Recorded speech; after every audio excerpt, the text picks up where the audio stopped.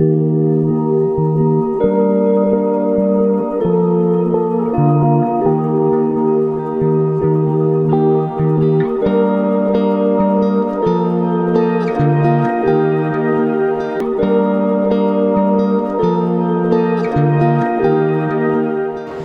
dia a todos. Bom dia. Bom, vocês desculpem que a minha voz está meio afanha, peguei um resfriadinho, mas vai sair, tá bom? Então, eu vou falar sobre um assunto bastante atualizado na área médica, na área da saúde. Então, quem estuda biologia ou biomedicina vai entender o que eu vou explicar. Então, para o assunto malformações congênitas, eu resolvi escolher as leis do amor. Eu vou falar primeiro do Emmanuel, então, que ele fala: a lei divina é o princípio regente da evolução, onde amor e misericórdia equilibram os destinos humanos e utilizam o amor de Deus, é o equilíbrio, e utiliza a reencarnação como ferramenta e aprimoramento. Então, eu estou falando de amor e misericórdia porque vocês vão entender sobre quando começar a falar das malformações. O amor como reflexo divino, isso tudo do Emmanuel, reflexo do Criador em todas as criaturas. É o mecanismo fundamental da evolução. Lei da reencarnação. O sofrimento é uma consequência do aprendizado necessário, muitas vezes expiatório, para a evolução do espírito imortal. Então, o sofrimento não é uma coisa ruim, é uma coisa necessária para nós, seres humanos, que estamos no mundo da prova e expiação. Lar, reconciliação. O lar é a primeira escola de reabilitação onde se reúnem as almas para o reajuste. Então, vamos falar agora da quarta palavra do Emmanuel sobre o amor. Ação e sabedoria. O amor deve ser uma estratégia e sabedoria, fortalecendo a disposição para a mudança em si e nos outros. Agora eu peguei do capítulo 11 do Evangelho segundo o Espiritismo de Allan Kardec. Então eu peguei uma parte das instruções do Espírito. Então eu achei bastante oportuno escolher esse do Fenelon, lá em Bordeaux, que foi psicografado por Allan Kardec em 1861. O amor é a essência divina. Todos os homens possuem, no fundo do coração, a chama desse fogo sagrado. Para praticar a lei do amor, como Deus gostaria, é preciso que consigam amar todos os seus irmãos indistintamente. E Jesus disse: amem ao próximo como a si mesmo. Mas quem é o meu próximo? É a humanidade inteira, não é só as pessoas dos familiares, filhos, netos. É a humanidade inteira. Então, é o amor universal. Então, vamos entrar no assunto propriamente dito. Então, malformações congênitas. Então, tudo eu fiz bem sucinto para vocês entenderem rapidamente, com poucas palavras.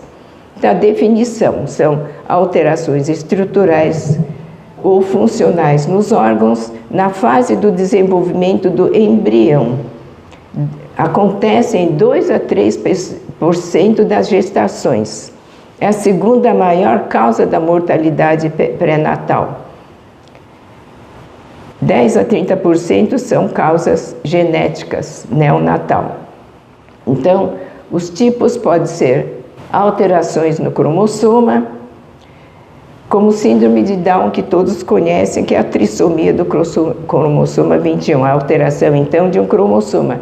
E existem as causas dos genes, que síndrome de Kabuki é uma doença rara, muito rara, que ocorre a mutação desses genes. Tem essas letras. Isso. Então, não precisa saber o nome desses genes, mas são 2 genes que já foram descobertos. Então, as outras causas mais comuns, infecções maternas, como toxoplasmose, citomegalovírus e rubéola.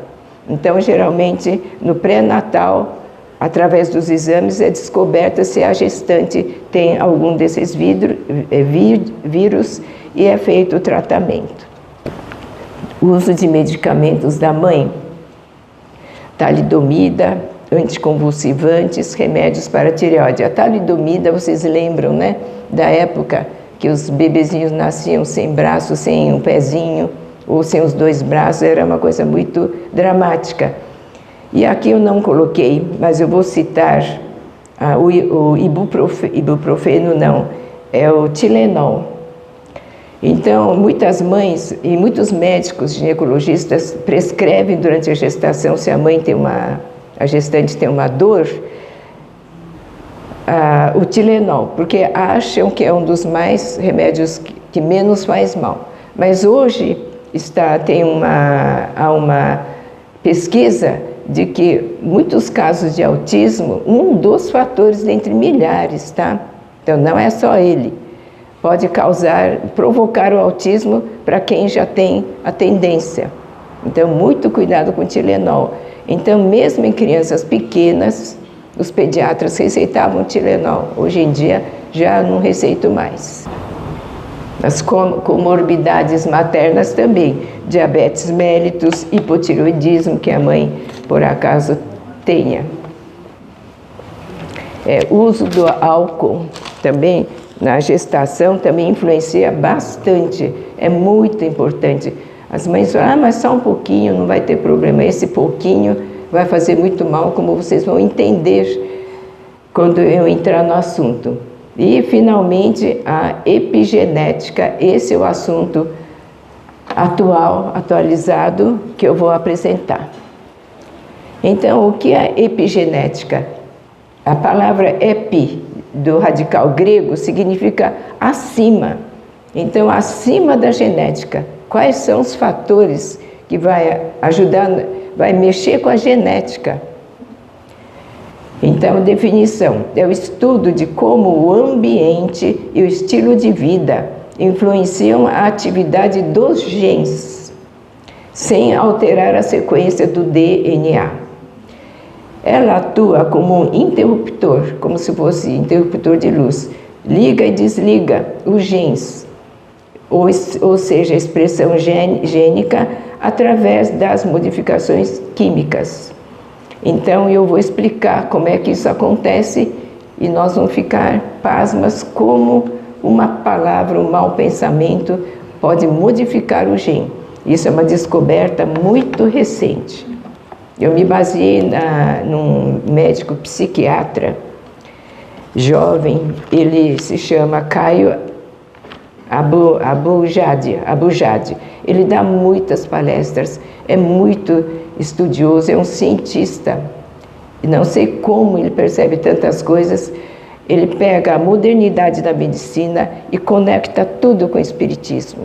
Tá? Eu achei fantástico. Então, eu me baseei numa palestra que ele deu lá no congresso em Portugal, que ele explica, e eu espero que eu consiga passar. Eu li umas 10 vezes.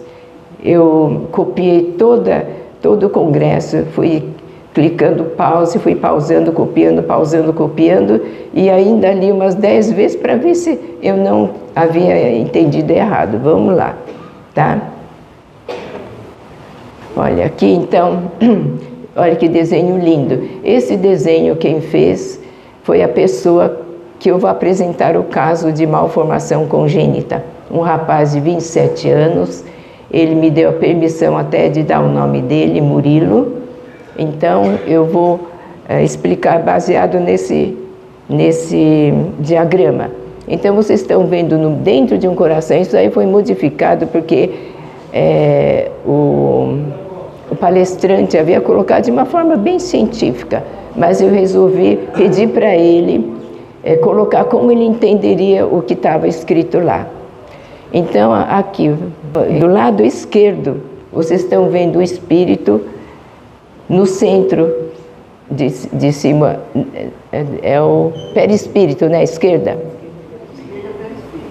Nos meio espírito e o ambiente espiritual. E o homem, corpo físico, aqui embaixo. Vocês estão vendo essa flecha amarela? É a genética, englobando tudo. Tudo isso que nós convivemos está dentro da genética. Então é uma coisa assim até assustadora, mas surpreendente.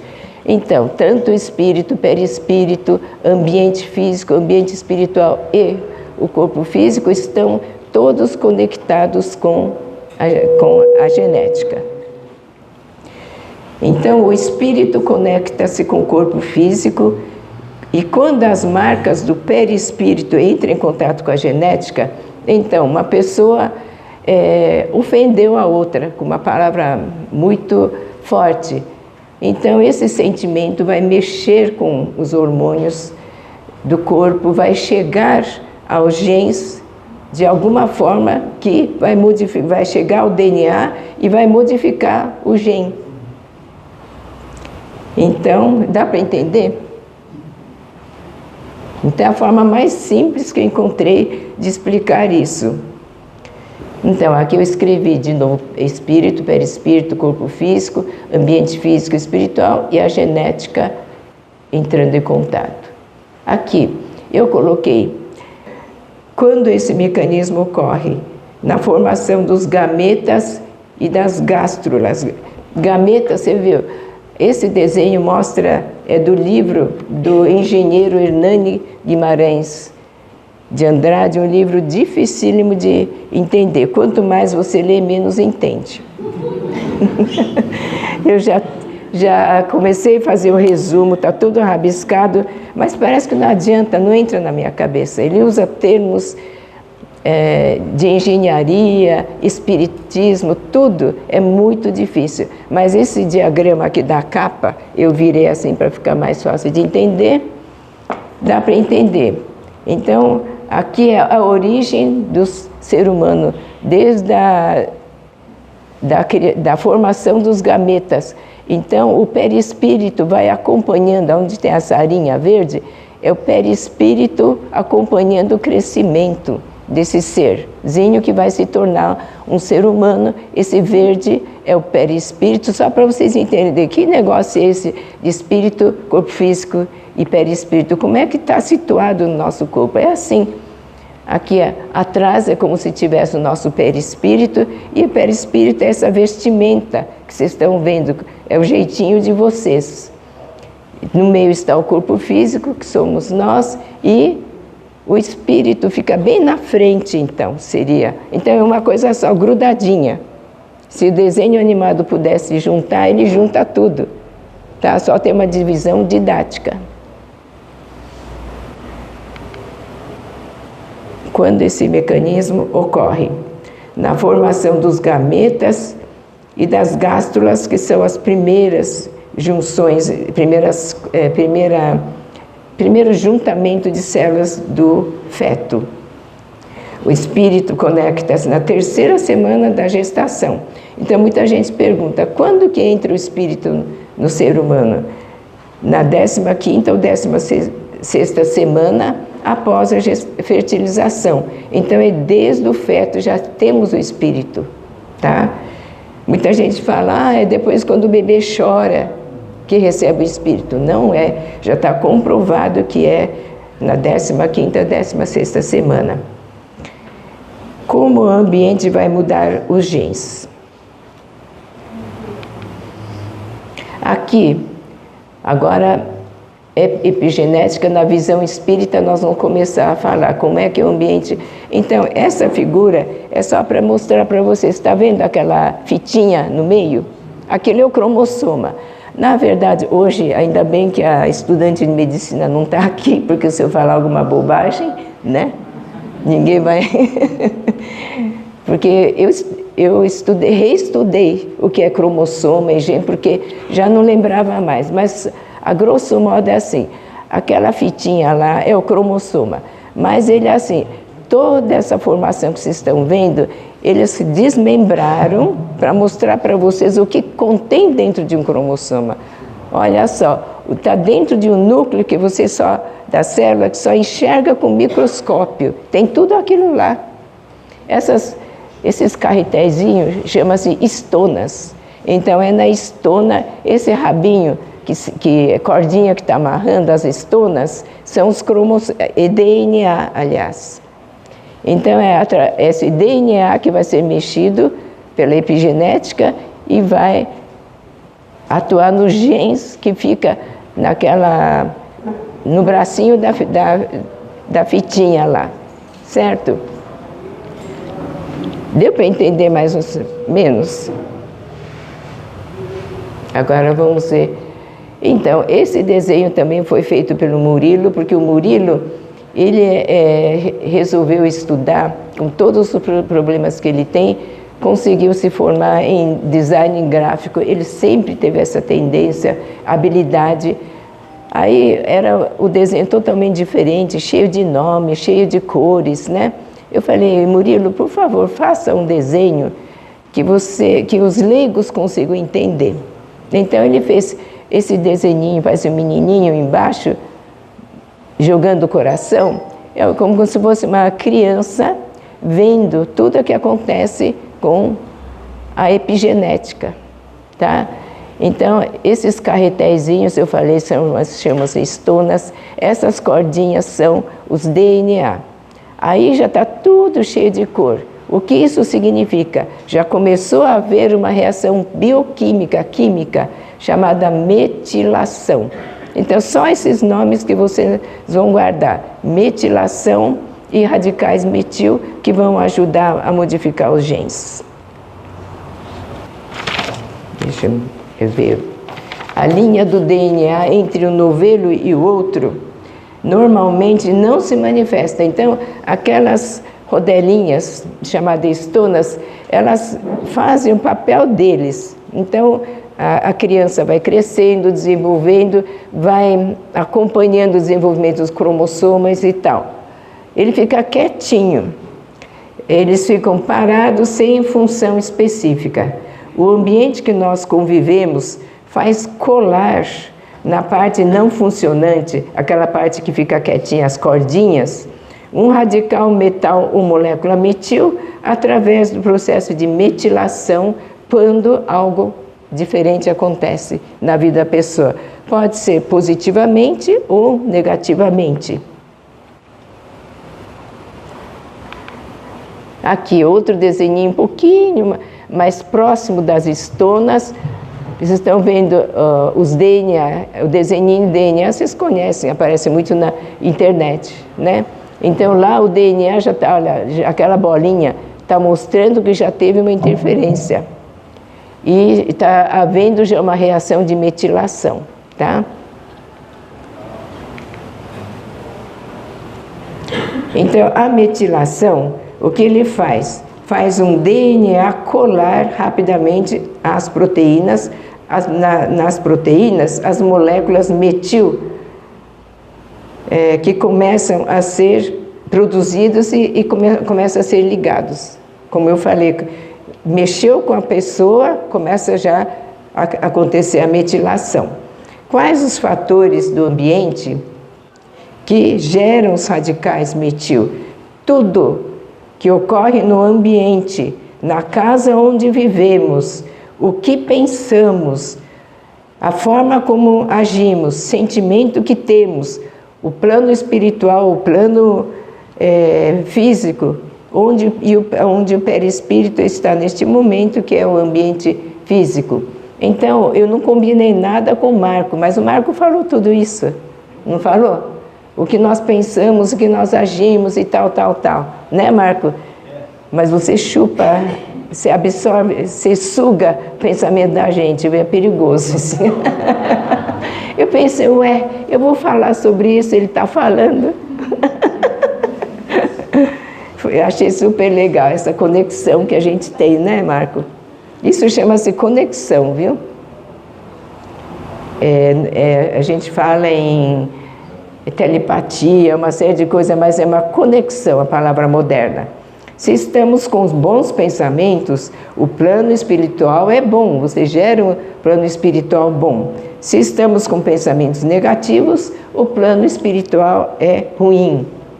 Então, os pensamentos negativos, então, incentiva o DNA a metilar negativamente.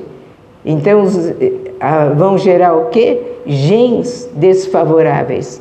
Pensamentos positivos vai estimular os DNA metilando positivamente.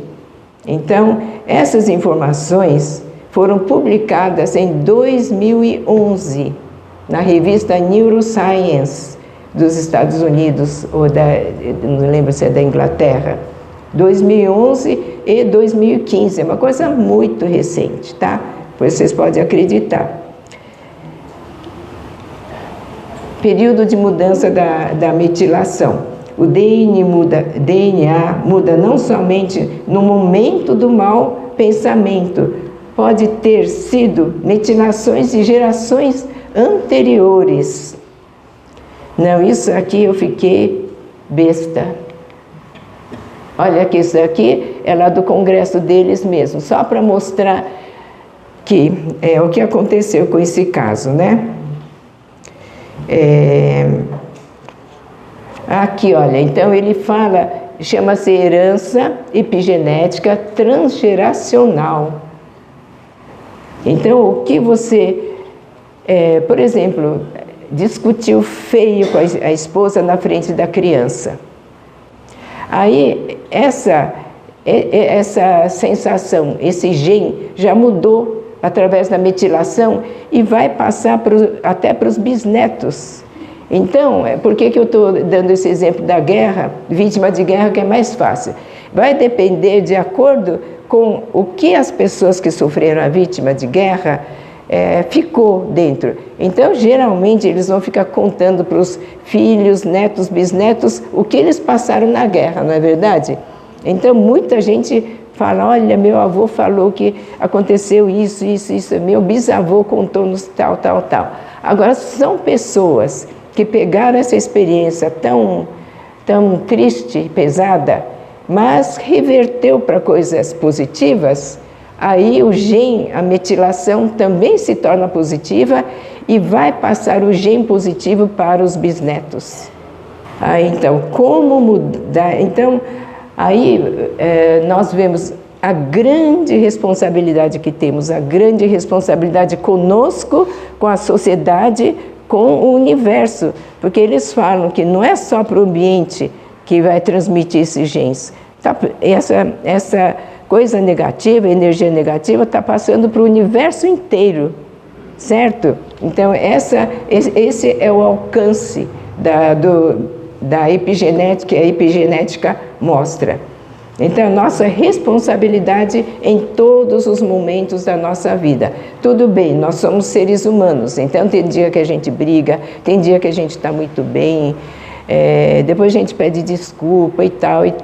Então, isso que é importante, reforma íntima, tá? Faça sempre que puder.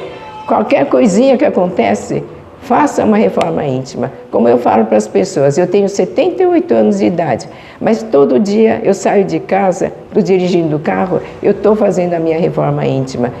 Eu penso, o que eu tenho que mudar hoje ainda é lapidar minhas arestas, porque ainda eu tenho muitos erros a melhorar, tá? Educar positivamente os filhos e principalmente modificar o ambiente. Então não basta falar, eu educo meus filhos certinho, eles sabem, eles são educados, agradecem, uma série de coisas, obedecem, mas não é só isso, isso é pró forma. Tem que ver como é que vocês convivem com ele no dia a dia. Bom, a parte teórica está acabando, estou vendo que está cansando, né?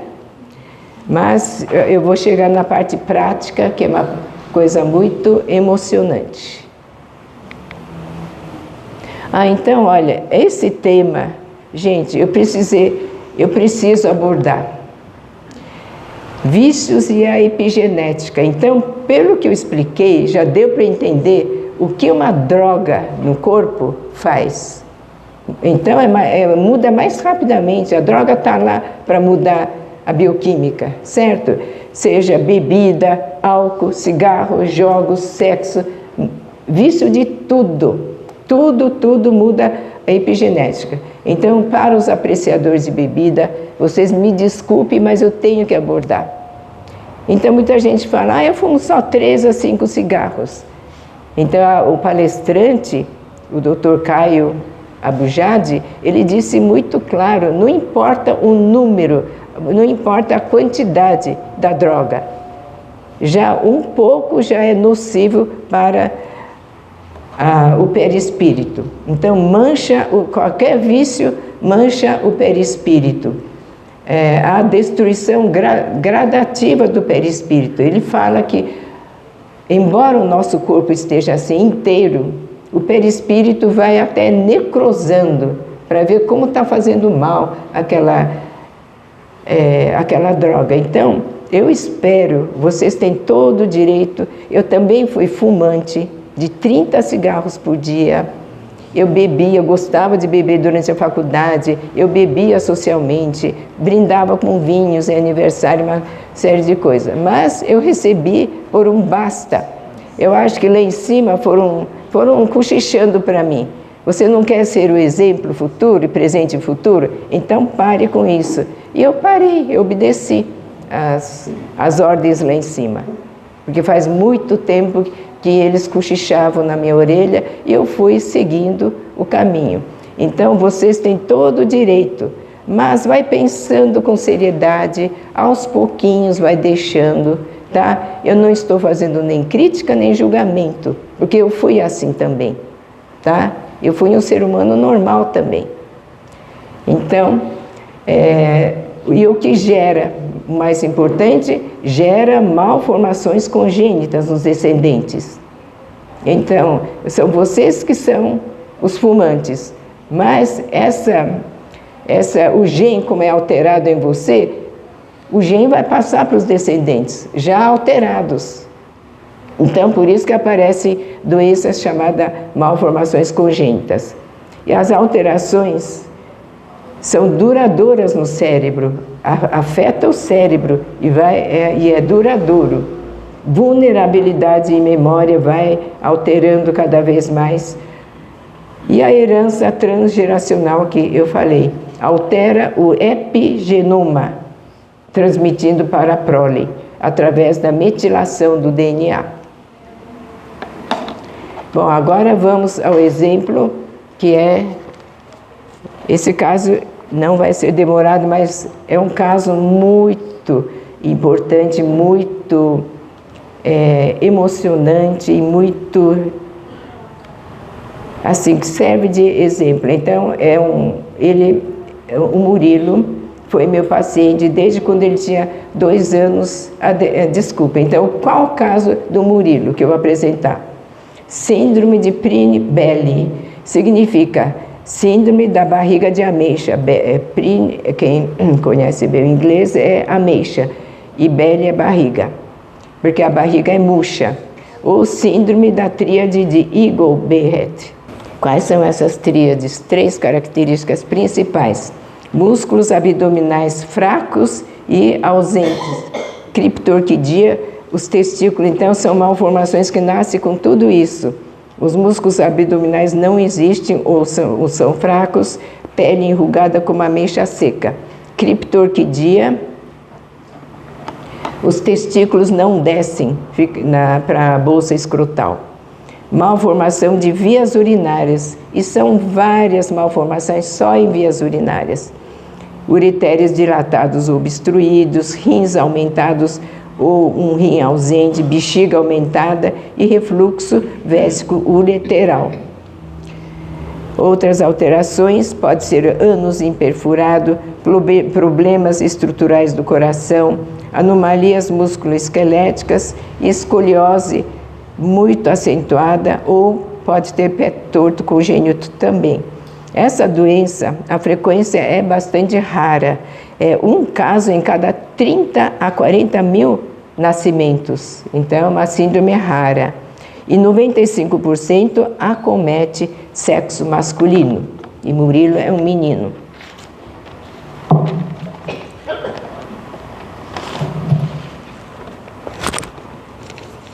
Então, Murilo nasceu no dia 27 de julho de 1998. Então, eu não coloquei nos slides porque eu acho que não há necessidade de colocar tanta coisa, tá? Também em respeito ao Murilo. Então, eu vou ler assim, praticamente o que eu percebia nas consultas, desde 2 anos e 9 meses. Eu peguei só os tópicos mais importantes. No exame pré-natal da mãe, com 16 semanas, ela fez o primeiro ultrassom morfológico, que é hoje um ultrassom muito moderno, em 3D ou 4D. Então, não é obrigatório que seja 4D. Tem as fases exatas para usar 3D ou 4D. O parto foi cesárea de 37 semanas, porque precisou, já constatou no 4º mês que estava com problema, então foi tirado. Nasceu com 3, 450 e 47 centímetros. Então, aí, além de todas aqueles sinais que eu falei, ele tinha ausência de umbigo, o rim esquerdo estava necrosado, teve que tirar, e o rim direito é normal. O testículo esquerdo era atrófico e o outro normal. Ele passou por vários procedimentos cirúrgicos, nem vou citar, muitos mesmo. É um menino que até os 19 anos viveu no hospital na Unicamp, nasceu na Unicamp e só lá que podia ser atendido. Não adianta levar em qualquer médico, ele fala, não, vai para a Unicamp que você está sendo tratado lá, tá? Então, desde os 2 anos e 3 meses, ele é meu paciente. Então, além dos tratamentos e acompanhamentos da Unicamp, aí comecei a entrar com homeopatia. O meu marido, Paulo Ronda, era reflexoterapeuta, quiropraxista, acupunturista, e começou a tratá-lo também, mexendo com reflexoterapia, meridianos de energia, para ajudar alguma coisa nessa criança. Qual que era o problema mais sério? Ele andava com colete, que a Unicamp colocou para segurar a barriga, senão a barriga ficava caída com todas as vísceras, de dentro para fora, só com a pele. Aí nós sabemos que tudo que você coloca colete vai atrofiando os músculos vizinhos, certo? E vai enfraquecendo até a musculatura, osso. Então, Paulo fez muito esforço para ir colocando, estimulando os meridianos para ver se a musculatura, o pouco que ele tinha, evoluía. Então, aos 4 anos, então, já 27 de novembro de 2002, com todo esse tratamento do Paulo, a mãe, com a intuição tão forte, ela resolveu tirar o colete, porque a Unicamp falava, não vai tirar colete, não vai tirar o colete. Então, ela resolveu não falar mais nada para a Unicamp e ela retirou o colete do menino, que segurava as vísceras, sem consultar, que ele era contra. Eu lembro que a mãe falou, eu levei até um xingo quando falei que estava tratando infecção urinária não com antibiótico, com remédio homeopático, e o menino melhorava. Então ela não podia falar na Unicamp porque tinha que ser com antibiótico, e ele já tinha tomado muitos antibióticos desde bebê por causa da malformação de vias urinárias. Então o abdômen estava suficientemente fortalecido para sustentar as vísceras. Isso foi assim, até para mim, para o Paulo, um milagre realmente. Não precisava mais usar o colete.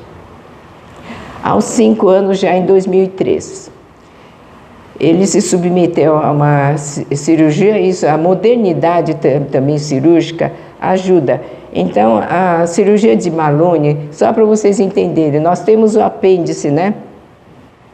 Iliocecal aqui do lado direito. Então, eles tiraram o toquinho, o menino de 5 anos, o apêndice dele, e como não tinha ânus, então não tinha intestino ligado ao ânus. Aí eles criaram, pegou esse apêndice, grudou no intestino e abriu o ânus e formou o ânus e o reto, tá? Então isso foi um sucesso. Isso foi em 15 de janeiro de 2003. E já um ano depois, com 5 anos e 2 meses, então o Murilo chegou e mostrou para mim, ele contraindo a barriga espontaneamente, e ele falou: é a energia do Senhor Paulo que conseguiu. Uma coisa mais linda, né? Foi de chorar, né? No dia 1º de abril de 2004, que já estava com 5 anos e 9 meses, então, aí como agora ele já tinha o reto, já tinha o ânus, já sabia que o cocôzinho já saía por algum lugar, mas a mãe falou: o menino está rebelde, não me deixa mais limpar, não me deixa fazer mais nada. Aí eu falei: olha, acalme-se, porque ele está descobrindo uma nova possibilidade para ele. Ele não quer mais ajuda, mas ainda precisava, porque tinha que, como era assim fininho, tinha que fazer a limpeza com sonda ainda, para sair o cocô direitinho, certo? Então ele ficou rebelde e falei: isso é um sinal bom, deixa ele ficar rebelde à vontade, porque ele engoliu tanta coisa até os 5 aninhos de idade, não é verdade? E 2005, com 6 anos e meio, o intestino começou a funcionar espontaneamente, mãe começou... em 2003, uma coisa boa para a mãe vivia no desespero do dia a dia, a luta com o filho, e começou a frequentar um centro espírita em 2003. Então, nessa fase 2005, 2006, ela começou até a frequentou vários centros espíritas e foi até Atibaia, conheceu o tal de professor Hirota, um japonês, e ela ficou com ele por 10 anos, ela era médium lá. Mas foi um grande aprendizado para ela, para o Murilo e para mim também, porque eu cheguei a conhecer, fui até lá com a mãe Mícola. A mãe Mícola quis conhecer e foi comigo. Agora, aos 9 anos, 2007, ele tinha que ir na Unicamp de 4 em 4 meses. Antes era mensalmente, cada 15 dias, mas daí já estava 4 em 4 meses. Mas começou, não é que começou nesse momento, bullying na escola. Vocês não imaginam, ao invés de todos ajudarem essa criança, começaram a fazer bullying, tirar o sarro porque ele usava fralda ainda.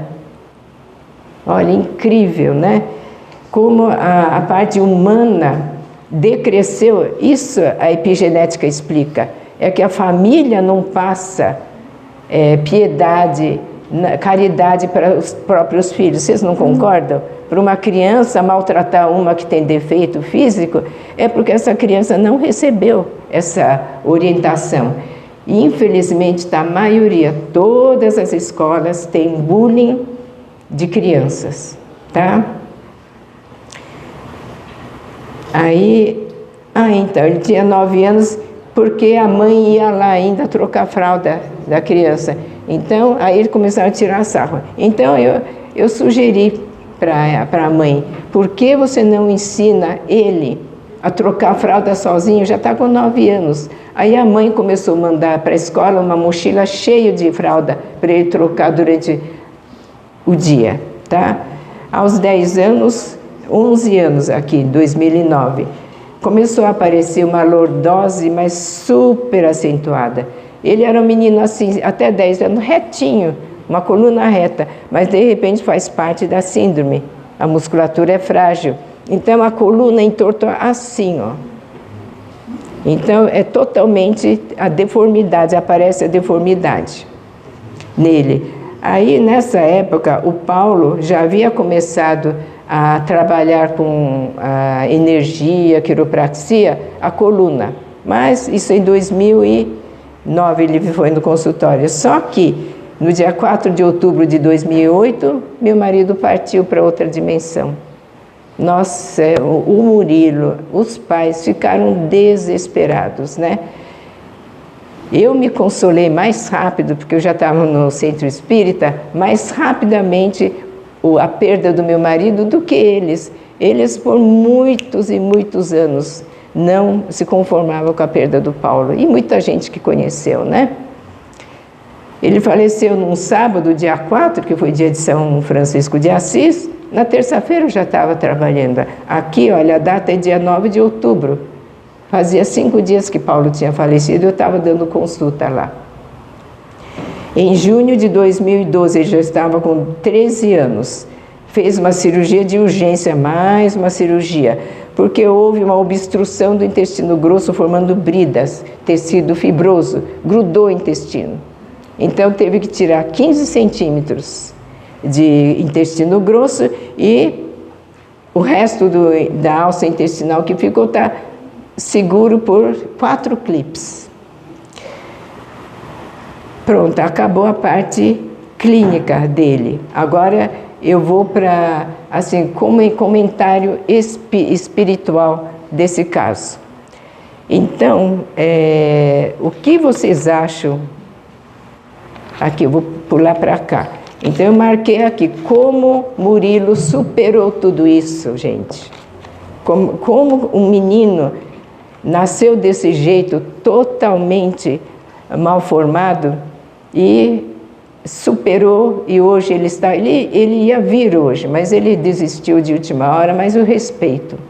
Eu falei, Murilo, fique tranquilo, eu te conheço, eu te respeito. Ele estava entusiasmadíssimo e falou, até anteontem falou que vinha, mas ele desistiu. Então, respeita-se, né? Então, aqui, deixa eu só ver uma coisa aqui.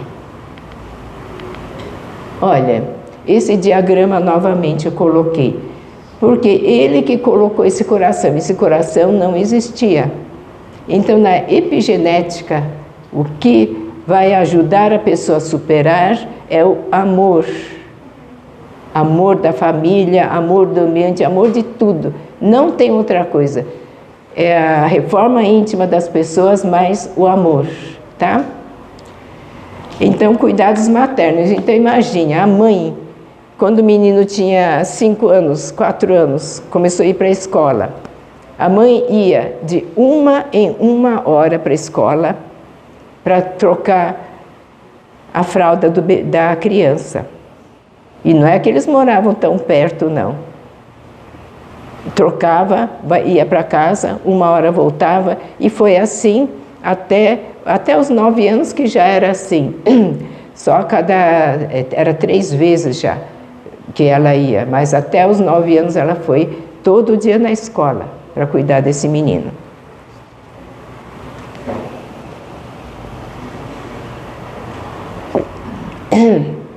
Então, o zelo dessa mãe na higienização em casa, nossa, vocês falariam que é um toque enorme, uma mania de limpeza enorme, mas tinha que ser assim. Se não fosse uma mãe assim, ele não teria sobrevivido, teria pego infecções e infecções.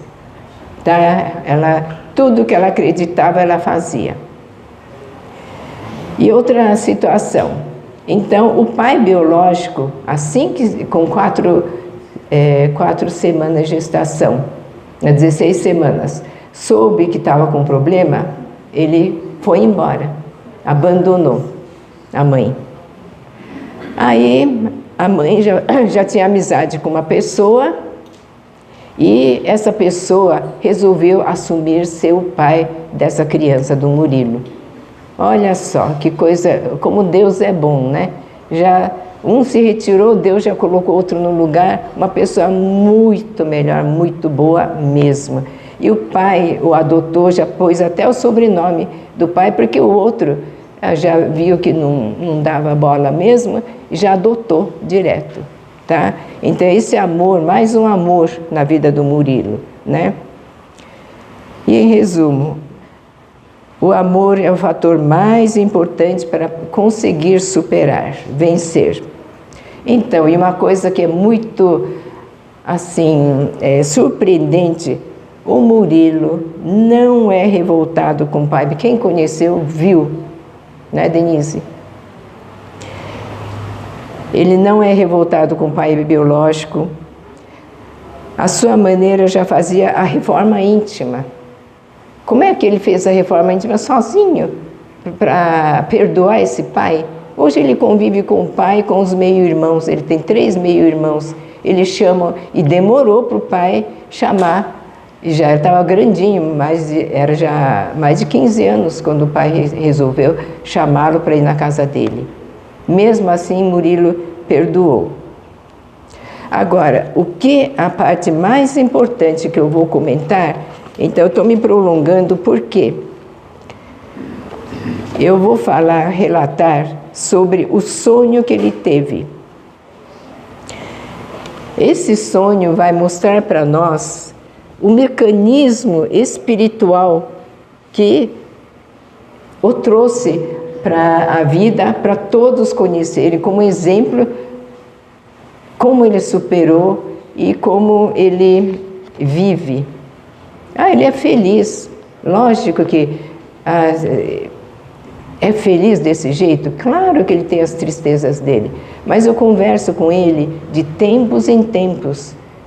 Uma vez por mês eu bato meu ponto lá, domingo almoço com eles, eu pego um tempo enquanto a mãe faz a comida, fica fazendo almoço, eu vou lá, converso com ele. Sempre ele me traz alguma coisa nova, mas sempre. Então esse sonho que ele relatou, ele já tinha 19 anos. Então é assim, vocês vão concordar comigo porque ele é assim, tá? Então ele chamou daquela maldita casa o sonho dele. O sonho começa em uma área de floresta. Éramos em 3 homens. Pelo tipo de uniforme, provavelmente tudo ocorreu durante a Segunda Grande Guerra, porque aí ele colocou deve ser de 1939 a 45. Nossa missão: fazer reconhecimento de uma casa que estaria abandonada no meio da floresta, porém poderia haver inimigos lá dentro. Então, era para matar.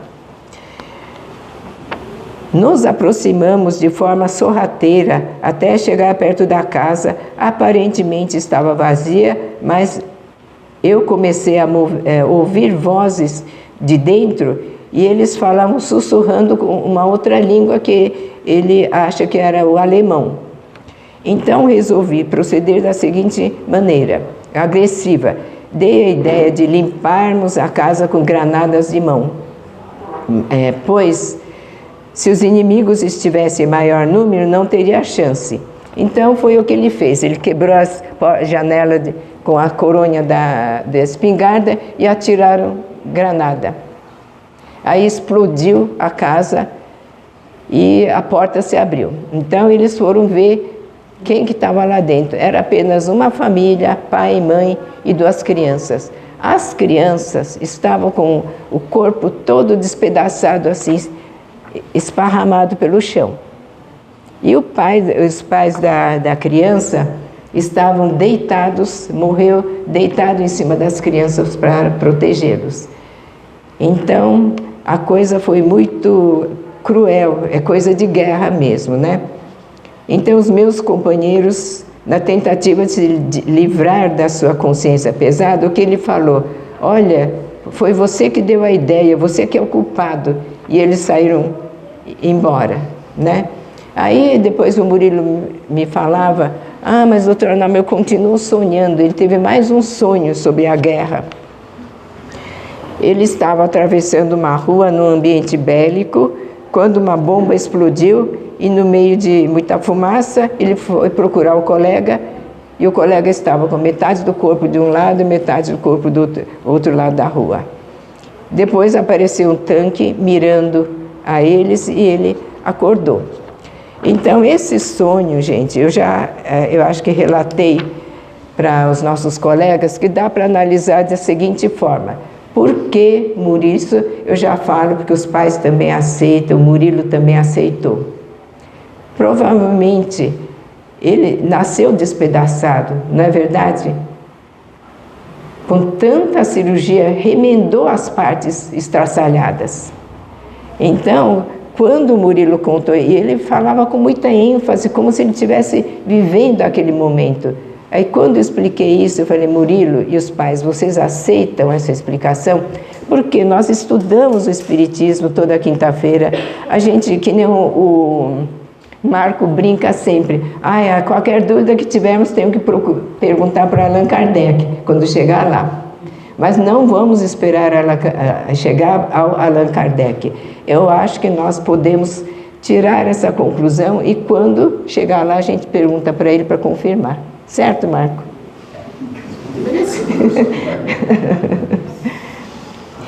Então, aí eu vou mostrar como eu percebi que ele está espiritualizado. Porque é assim, todo mundo fala para o Murilo, vendo os pais frequentando o centro espírita semanalmente e tal, e começaram a falar para ele, Murilo, vai lá no centro, vai lá no centro. Ele não vem, ele não quer ir a centro espírita em lugar nenhum, nem igreja católica, nem igreja evangélica. Por quê? Ele teve muitas experiências ruins, porque ele frequentou 10 anos outros centros espíritas e outros, sempre com os pais. Então ele me disse, eu quero ficar tranquilo, eu quero pensar sozinho. Olha, está com 27 anos, um rapaz ainda jovem, você não acha que dá para confiar nele? Não quer vir aqui? Não precisa vir, não precisa incentivar. Ele não pode nem ouvir falar, vai lá. Ele fica muito chateado e traumatizado. Então, esse último sonho dele, que é recente, dá para entender como ele está espiritualizado. E eu vou mostrar que ele escreveu um texto que ele está se espiritualizando, está no caminho da espiritualidade.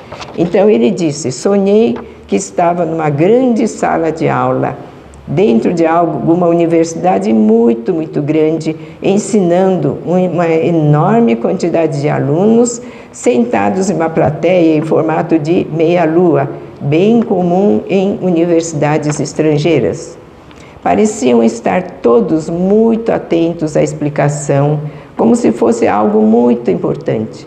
Logo em seguida, o sonho acabou. Foi bem rápido, porém, foi um bom sonho, me fez sentir como se fosse real. E outro fato interessante, desde pequeno, ele adorava coisas de exército. Até hoje, ele tem todo o uniforme do exército, não é só militar, do exército, tem farda de exército, tem a cap de exército no quarto dele. Então, vocês acham que isso é por acaso? Ele tem vontade de ter essas coisas e lê muito sobre exército. Tá? Então, e desde pequenininho, a mãe havia mostrado uma foto, ele já uns 5, 6 anos, 7 anos, com o uniforme do exército e falando uma frase. Tá? A mãe não achou essa foto, então não deu para colocar aí no slide. Então, vou mostrar o último slide, que é do pensamento dele. Bom, essa figura, quando eu vi, e ele falou que isso era o que ele pensava sobre a espiritualidade, eu falei, mas Murilo, você pôs um monstro aí, com uma cara tão feia, não dá uma impressão de um caminho espiritual, mas eu também acho que eu falei sem pensar. Aí ele me explicou, esse monstro é um monstro que todos nós temos que enfrentar na vida, que se você chegar até ele e não conseguir lutar, você vai cair no abismo. Não é verdade? Nós todos, por pior que seja a nossa dificuldade, temos que lutar até o fim. E ele pensa dessa forma com os problemas dele. Então, ele escreveu que ele se baseou no Mestre Ben, que é qual aquele filme de ficção? Guerra nas Estrelas. Então ele tirou de lá, então como ele lê muito e vê muitos vídeos de ficção, então ele escreveu, saudações caros amigos, meu nome é Murilo, Tenho quase 30 anos de idade, porém ouso em dizer que a minha alma já tem mais de 100 anos. E põe a risada, ha. Através desse, então, olha só a reflexão dele, né? Com 27 anos. Através desse relato, tentarei explicar alguns valiosos ensinamentos que aprendi com um velho eremita que morava isolado no deserto. Seu nome era Ben. Antes vamos relembrar o que um certo homem que acabou morrendo louco disse uma vez em seu livro: Deus está morto. Mas qual Deus? Então, Mestre Ben me explicou que não se trata de Deus idolatrado por religiões ou falsos profetas, mas sim do Deus que habita o nosso interior. Foi esse Deus que matamos, esse Deus que está morto, esse que é idolatrado de forma inadequada. Mestre Ben se referiu a esse Deus como um nome, a força. Ele escreve bem em negrito, a força. Em tempos mais distantes, Ben tinha sido um grande mestre em uma ordem de sábios guardiões de paz e justiça que tinham como objetivo estudar, preservar e desenvolver o uso da força para o bem da humanidade. Esses mestres haviam chegado a níveis tão elevados de manipulação da força que eram capazes de mover desde um mínimo grão de areia até uma pedra de tonelada apenas com o poder da força, quer dizer, força mental e espiritual. A força é poderosa dentro de nós. Ele sempre dizia: é ela quem fortalece e adestra o espírito para as batalhas contra o lado sombrio. Isso aí, ó. Me ensinou que para enfrentá-lo, primeiro você precisa senti-lo, ser resiliente para não ser contaminado por ele e assim se tornar mais forte. Conseguindo cumprir essas árduas tarefas, a força reviverá novamente dentro de ti e você poderá continuar lutando contra o lado sombrio, sem temor algum durante todo o resto da sua jornada. Os séculos se passaram e os guardiões se corromperam. Mestre Ben abandonou a ordem e viveu isolado no deserto até o fim de sua vida. Ele morreu centenário, sem deixar heranças ou filhos, já que os guardiões eram proibidos de se casarem. Depois de alguns meses refletindo sobre os ensinamentos de Ben, cheguei a uma conclusão.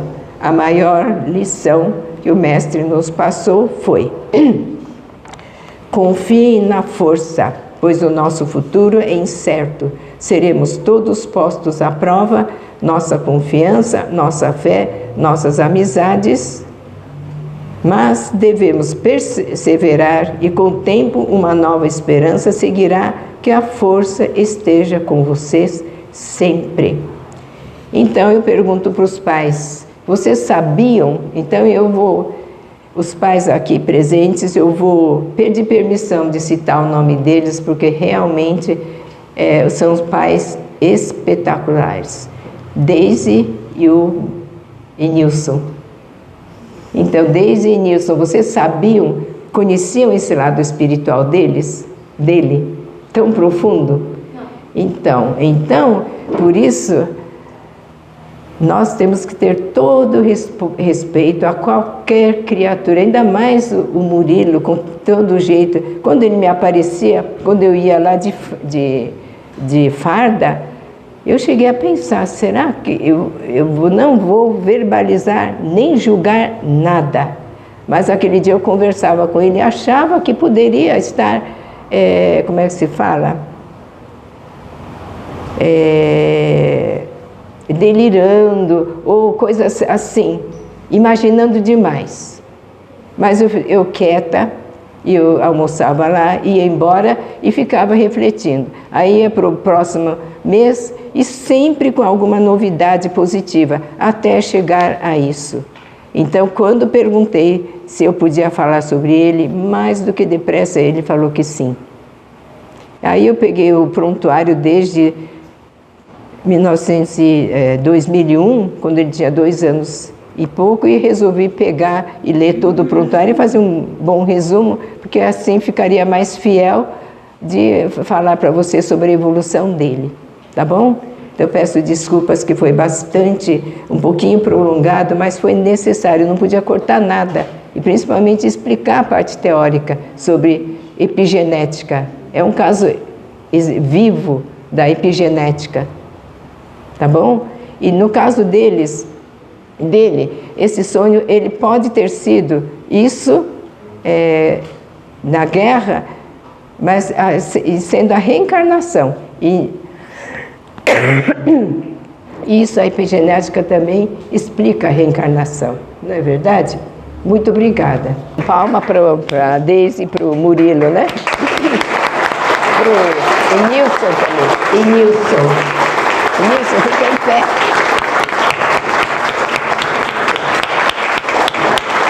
Muito obrigada, viu?